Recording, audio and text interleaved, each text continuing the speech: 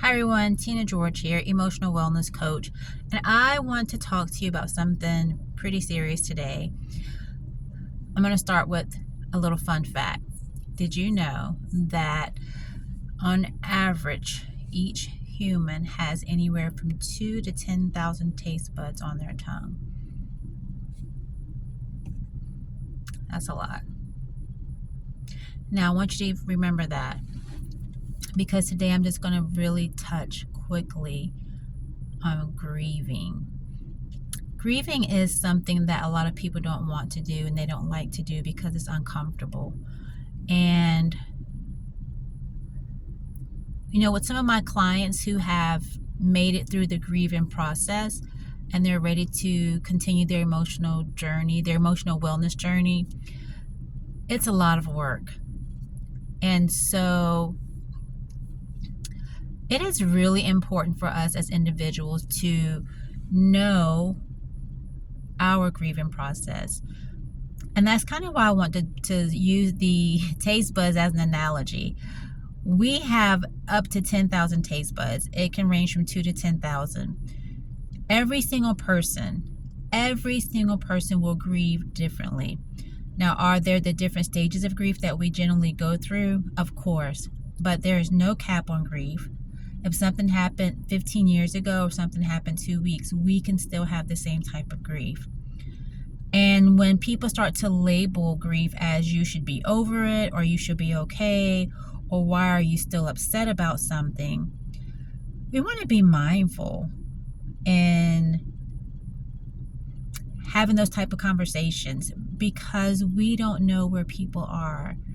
You don't know what they've been through, what they've experienced, or if they tried to rush through the grieving process to move to phase being out of grief. You see, in the times that we live in the society that we live in, when do you really have a time to grieve properly? If you still have a job to go to, if you still have children you have to take care of, if you still have a family, if you still have friends, life continues to go on. Nothing pauses because you're grieving. And that's what makes it challenging.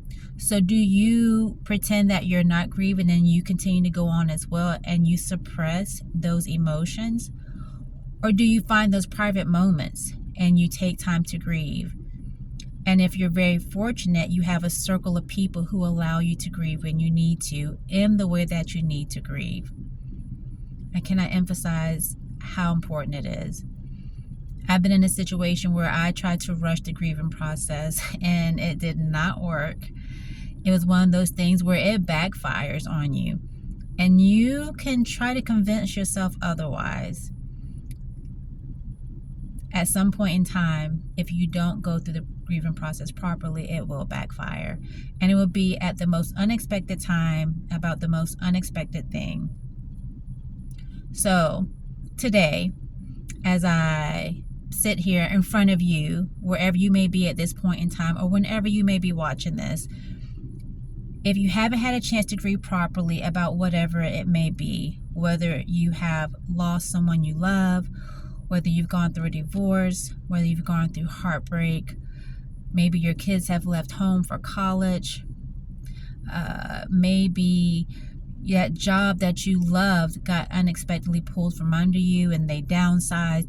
Whatever your thing is, maybe your pet died and you didn't get a chance to grieve properly. We all have something that maybe that there's been a loss and we didn't get a chance to grieve properly. Or maybe you were fortunate enough and you did. But if not, take some time to figure that out and find a place where you can start to grieve properly. And sometimes sitting in it is the most uncomfortable thing to do. Once you're able to do that, you can start moving forward.